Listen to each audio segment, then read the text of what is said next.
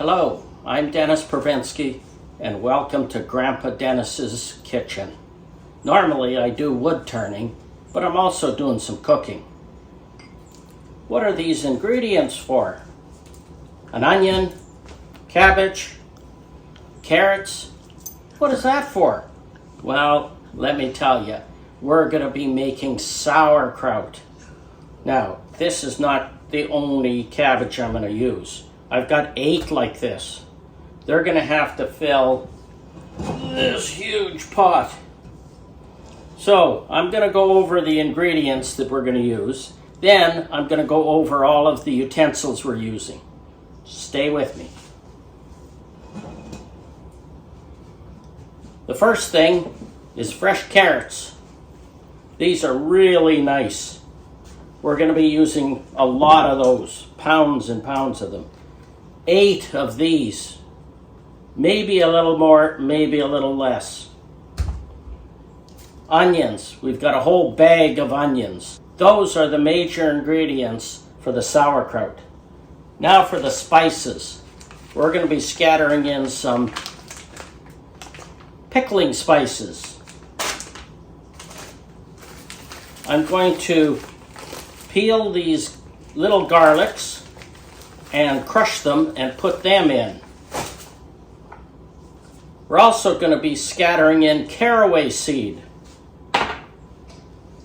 And a little surprise element, juniper berries. They're also going in. In addition to all of that, we're using coarse pickling salt. The magic ingredient is pickling salt, salt with no iodine. The iodine will interfere with the fermentation. Those are the ingredients. Now for the utensils. A nice big knife. That has to be really sharp. That's to cut the peels off of the onions. A peeler. This is significant. The best peeler in the world. I think they're from the dollar store. That's for peeling the carrots. A crock pot. That's big. I think this is like 5 gallons. Here's the interesting part of the crock pot. It's got a trough down in here. All the ingredients go inside. There's weights that go on top of that. And then salt water goes into the trough. This lid goes over top and into the trough. That creates a seal all the way around. And what happens is the fermentation process creates gases that bubble up, and it bubbles through the water, but it doesn't allow oxygen to get down into the crock pot and then create mold on the sauerkraut.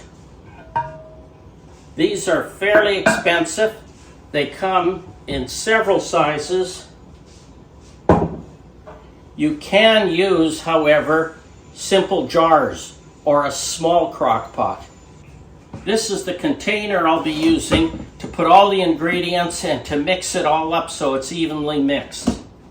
This little tool is called a mandolay, and it's used to slice all the ingredients and to make them into a regular kind of size and shape. This is a baseball bat, and it's going to be used to knock this recipe right out of the park. Well, not really.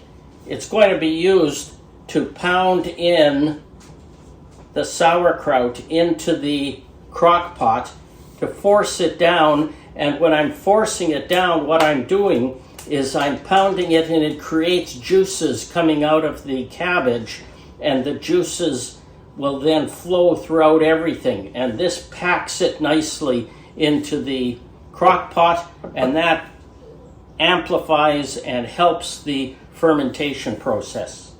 So this whole process of doing the sauerkraut will take me a better part of a day to get all the ingredients put into the crock pot. Then it's going to be about 3 months sitting in a cooler place for the fermentation to take place. After that, we'll come back and put it into jars and then store it away. So this whole process of working a full day on this, another full day packing it into the jars, and 3 months for the fermentation, that's all going to happen in the next few minutes. That's the power of video. I hope you enjoy this. Stay with the video. I'm not going to go through this whole process. I'll just show you a few tips on the chopping up of all the ingredients and a few tips on mixing up the spices and putting them into the crock pot, and a few tips on getting all the stuff in the crock pot. So this is not going to be a long video, so stay with me. The first thing I'm going to do is mix all the spices together into a bowl, and that'll make it a little bit easier to mix in when I do all the vegetables. So, of course you can't open these packages properly because they're sealed and not able to be opened by a regular, normal human being. But then, as you know, I'm not regular and normal, so. Okay, that's all spices. I think I'm going to do more. More is always better. Always better. There. Okay. Now the salt. Here's the pickling salt that I'll be using. I've got 28 pounds of cabbage, so I'm going to take 12 tablespoons of this. That's just under a cup of salt. And caraway seed.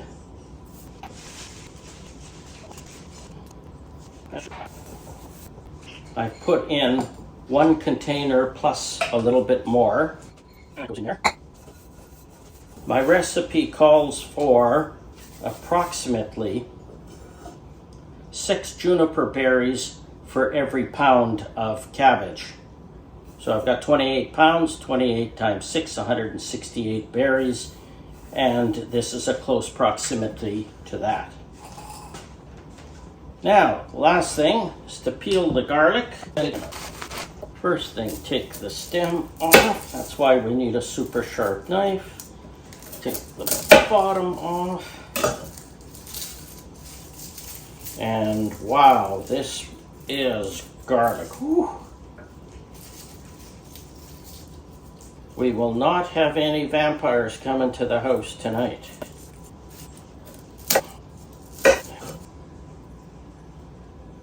What a struggle. Wow. Now I'm going to cut this into fine little bits. Oh, you saw how time consuming it was to take the peel off of that small little bit of garlic. Here's the faster way.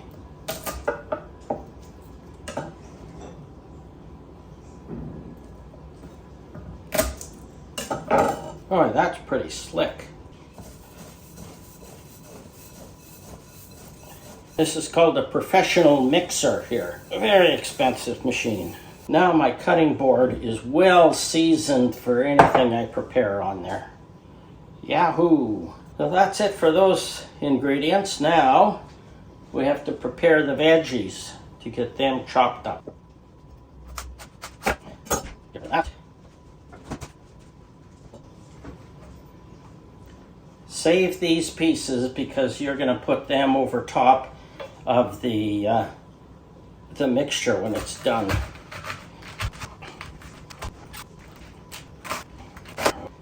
Okay, this core in here, you want to get rid of that.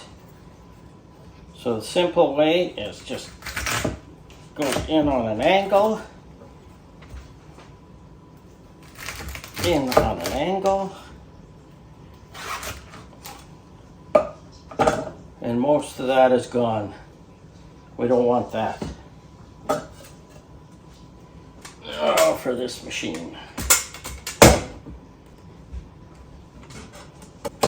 You can order this online from Lee Valley. It came with a little attachment that you can, a handle you can push into the material, and then you just keep on doing this and you don't get your fingers sliced up. But of course that gets lost. Now let's test out where we want this thing to be.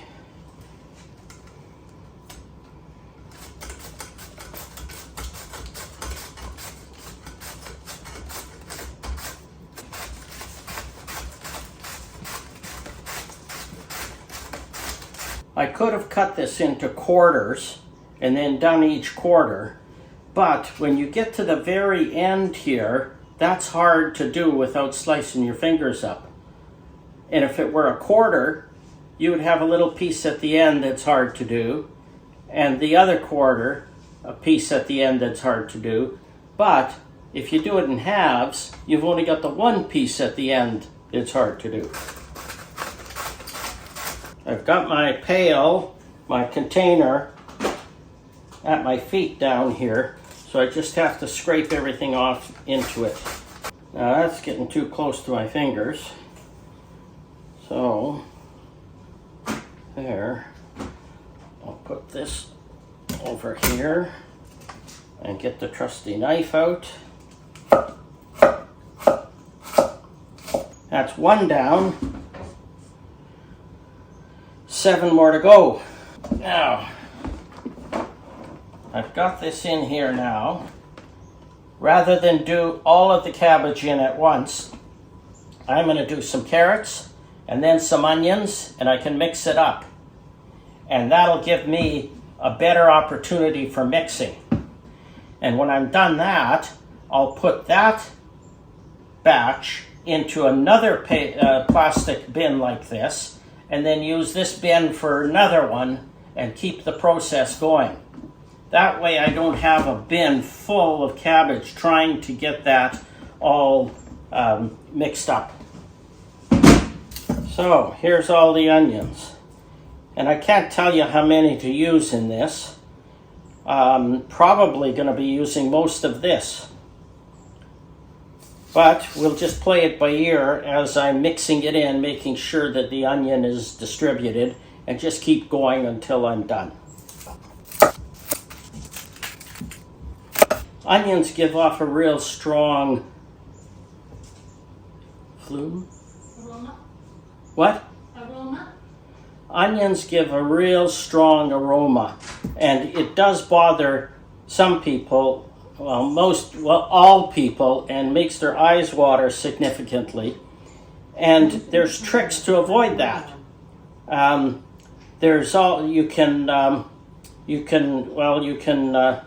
The very best way to avoid it is not to use onions. That ain't gonna work. Not for me. Ugh.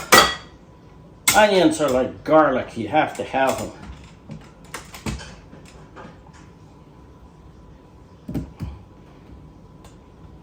So the moral of the story is there's nothing you can do about it. Don't even try.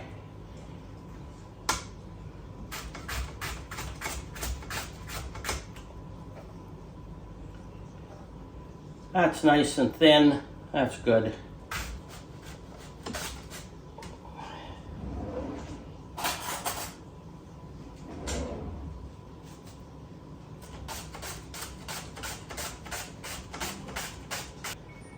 Whew. Oh.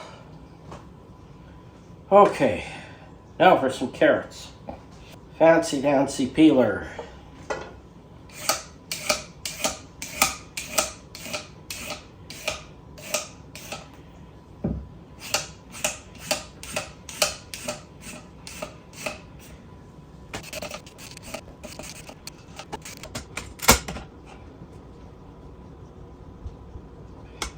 Now these are too big for the sauerkraut. So what I have to do with them is now dice them up. Too many steps. So out comes a different machine.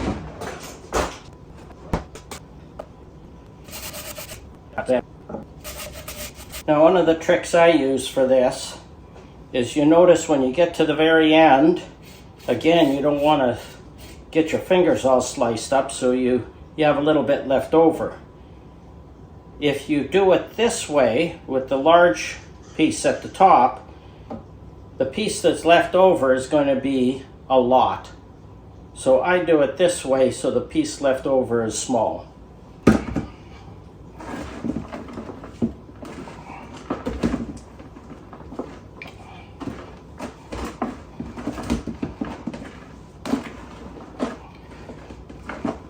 Now the carrots add some color to this, a little bit of sweetness, but it's also helpful to see the orange in there as I'm mixing it, so I can tell whether I've got it thoroughly mixed or not, that there's no clumps of orange.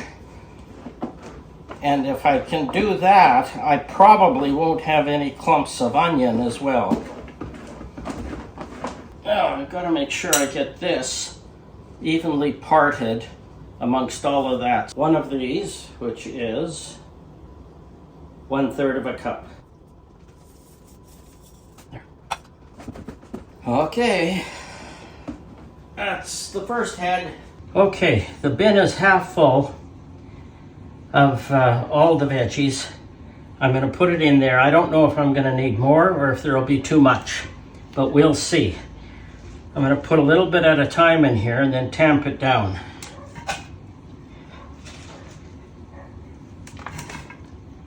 You see, it's quite messy. It looks like it's dripping.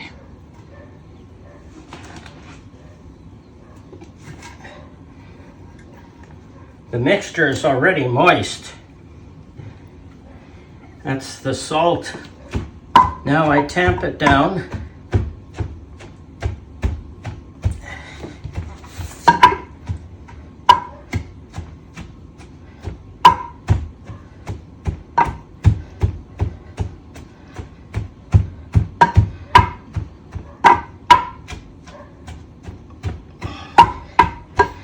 Tamping it down also compresses everything and allows me to put more veggies in. And it brings all of the moisture up to the surface.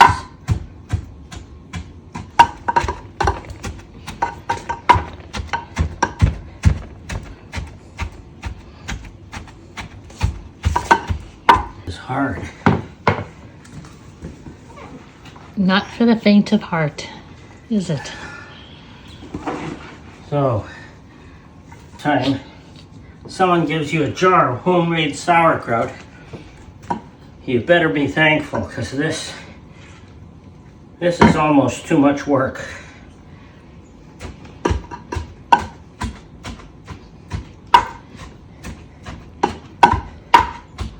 Too much work or a lot of work?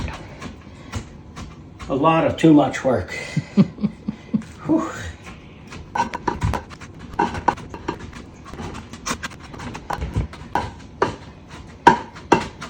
You can hear it getting squishy. Yeah, that's the water. Yeah, that's not funny. This is hard work. It's funny if you're not the one doing it.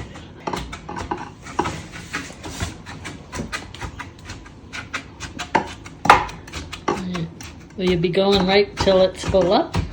No, I'm going to go about 3 or 4 inches lower so that I can get the weights in. All right, yeah. Do you pour that juice in too that's in the bottom of the bin?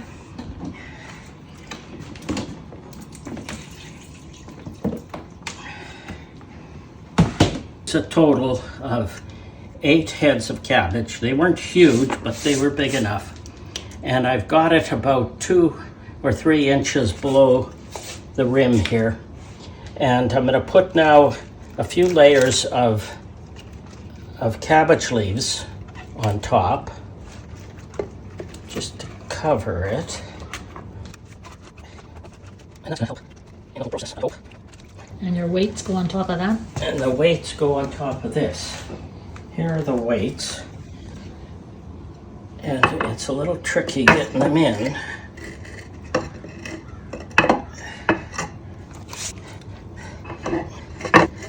There's one. It'll be tough to get the second one because there's no room for extras. Well, I hope there is.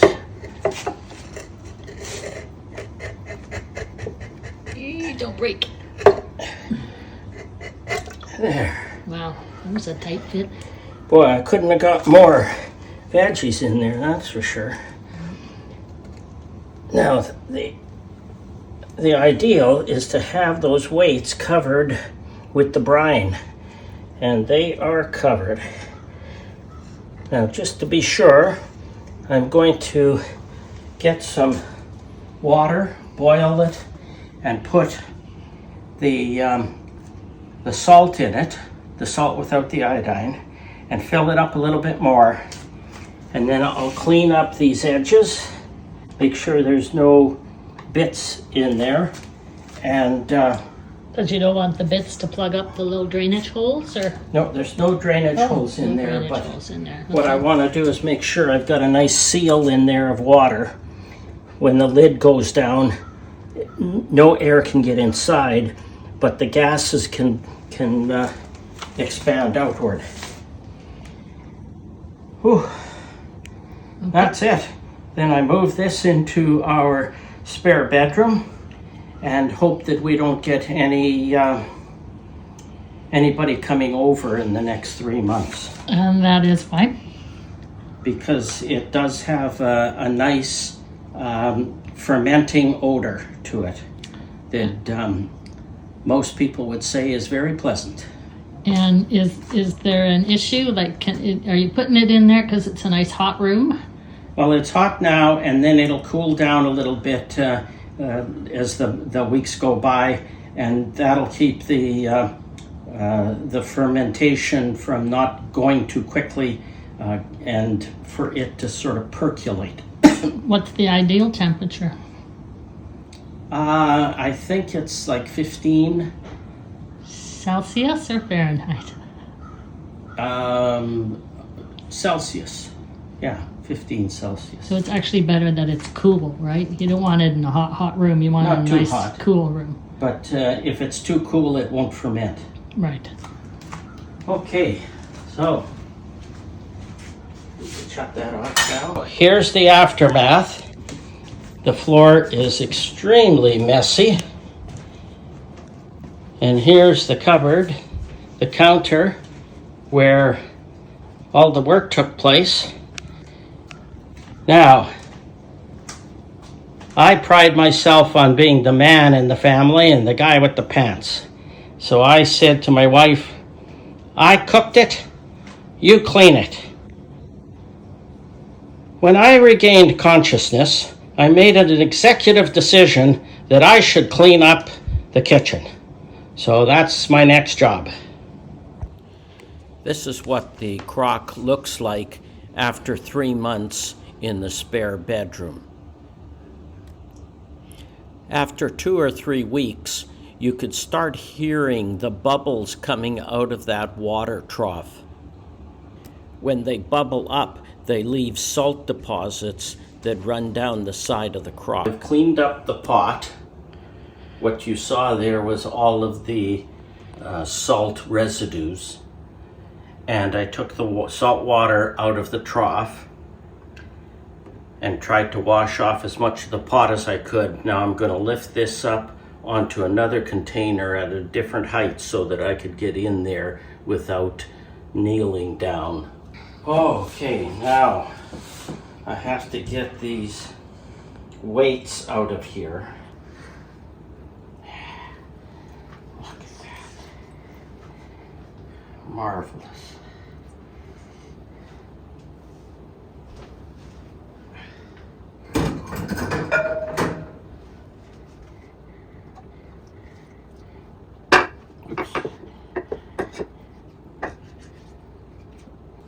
these were the big pieces of cabbage that were put on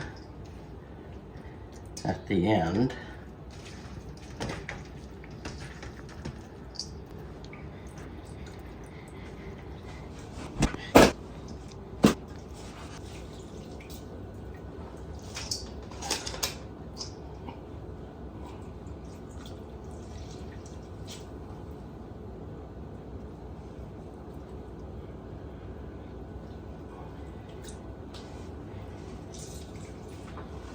Come smell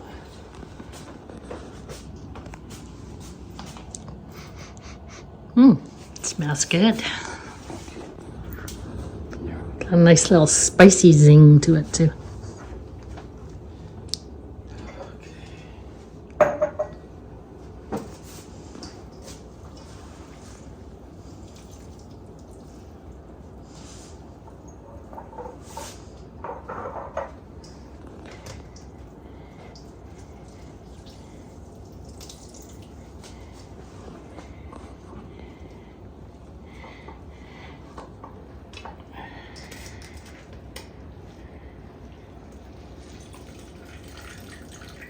That's a lot of juice.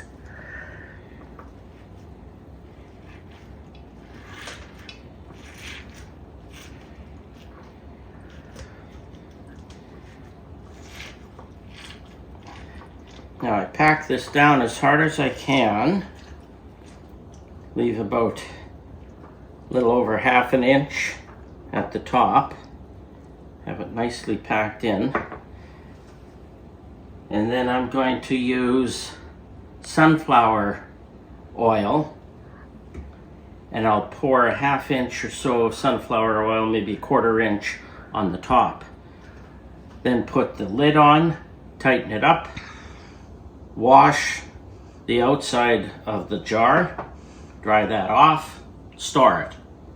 And that's the process.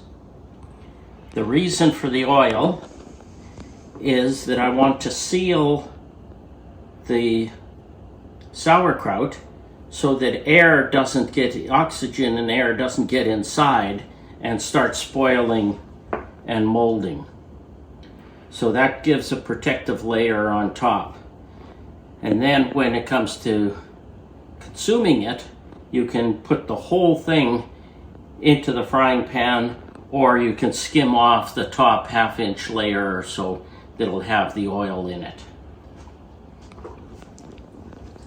And this process gets repeated about 25 times until I've got these small jars all filled. The reason I'm going with the 1/2 pints instead of the full jars is because this is a nice amount for us for a meal, for 2 of us. And we've got some leftovers for the next day. But if I put it into a full quart jar, then we end up with only part of the jar being used up, and the rest sits in the fridge, and over time it just gets spoiled because we forget about it and it's at the back of the fridge. This way we consume 1 whole jar and we're done. Okay, I think that's it. We'll come back when I've got it all fixed up and all put in place, and I'll show you how we cook it up. Ready? We've got 25 pints of sauerkraut and 1 quart. If I had 2 more pints, I'd be filling them instead of the 1 quart. Now, I have pressed this down as hard as I could to compress all of the sauerkraut in there. And as I was doing that, a lot of brine came to the surface, which I spilled off into this great big dish. Now I'm going to top up the sauerkraut with a little bit of brine. So there's brine on the surface, and that'll settle down a little bit. I'm going to put the oil on top of that, and the oil will give it a nice seal.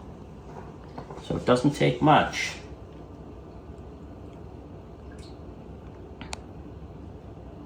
There. This is gonna work.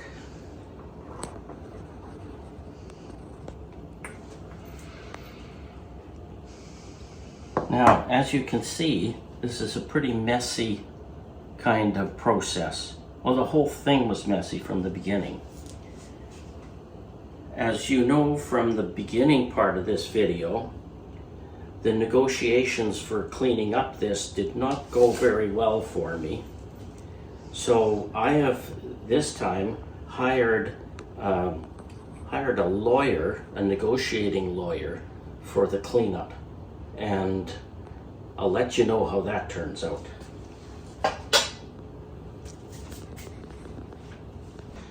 Well, I just got off the phone with a labor lawyer and I won the case. He said I should consider this a real victory that I get to clean the whole kitchen myself. Well, that's the victory. He also said that I have no need to phone him ever again. Well, he didn't quite say it in those words, but that was the gist. Well, I'm going to clean up, store away all the sauerkraut, and then I'll work on a GoFundMe page to help pay for the legal fees. Well, we'll see you later when I start cooking. 2 double rows of sauerkraut, 1 large jar, and 2 jars of leftover brine. This should hold us for a few more weeks. My victory's complete. The kitchen is pristine, and now I can get on to cooking up some sauerkraut for supper. Yahoo! Now it's time to see if 2 full days of work was worth it. I've got an onion here that I'm going to dice up and put into a frying pan.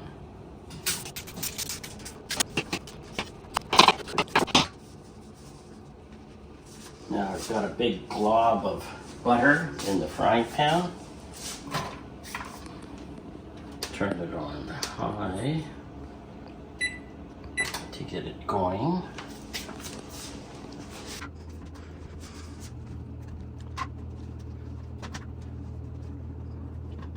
Sizzling.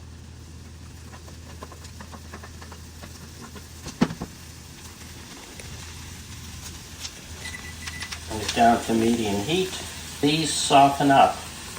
I'll put the sauerkraut on top, and that'll cook the onions a little bit more and heat up the sauerkraut.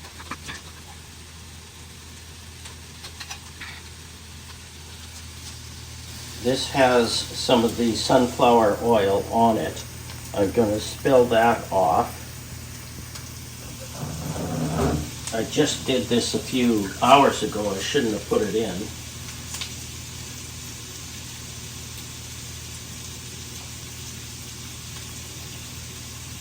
There. Okay, that should be good.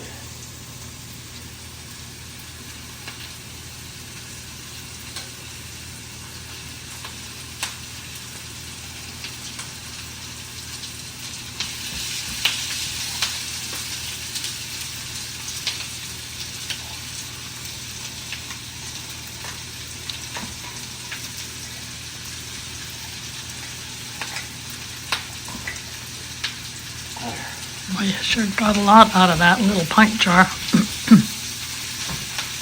Yeah, I packed it in pretty good.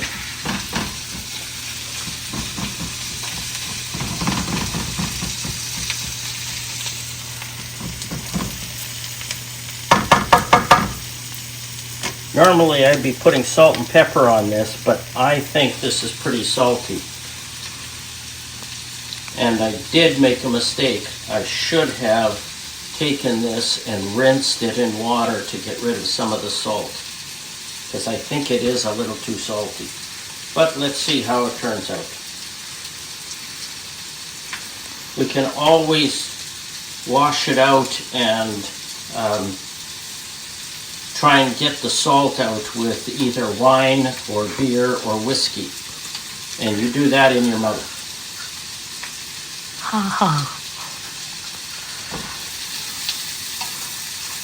So you don't actually add it to the sauerkraut in the pan? No, you just wash it down with those other drinks. And if you wash it down with enough of it, it doesn't matter how salty it is.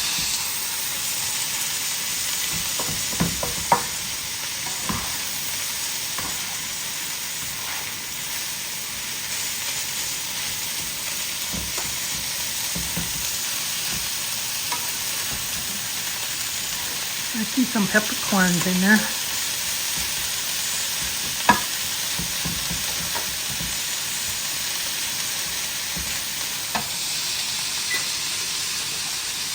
Turn the heat down a bit.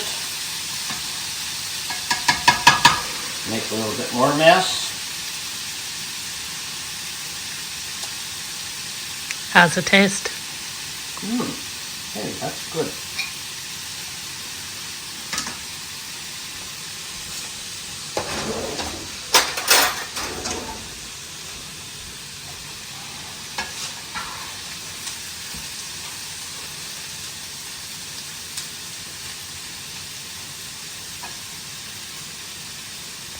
Ooh, hot. Shut it off over here.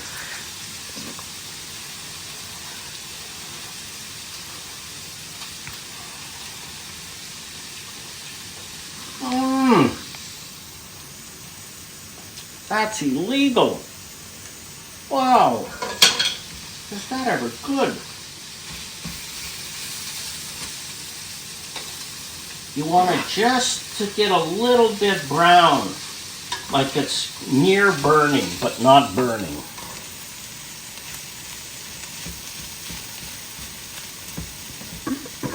Wow. I can just stand here and eat this.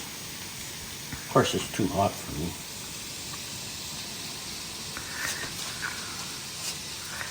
So, and you're going to have it with some corned beef sandwiches? Yep. Supper today, corned beef on rye sandwiches and sauerkraut. Wow. Some people even like to put their sauerkraut on the sandwich. Can't get any better than this. Hey, if you like this video, please subscribe to my channel. I've got a few cooking videos in there and a lot of wood turning videos. Subscribe, hit the bell, which will then give you notice when a new video is coming in. Boy, this is good. If you like this, leave a comment. Tell me if you like it. Tell me if you make your own sauerkraut and how you make it different from this. I'd be interested to know that, and I think all the viewers would too. Send me a comment then. Will you send them your recipe? They've got my recipe when I did the video. Okay. They have to write it down. Okay. Till then, either keep wood turning or keep cooking. I just want to thank my wife, Grandma Sylvia, for helping me with the filming and making some comments. And also for allowing me to clean up after each session. Thank you, honey. I love you too.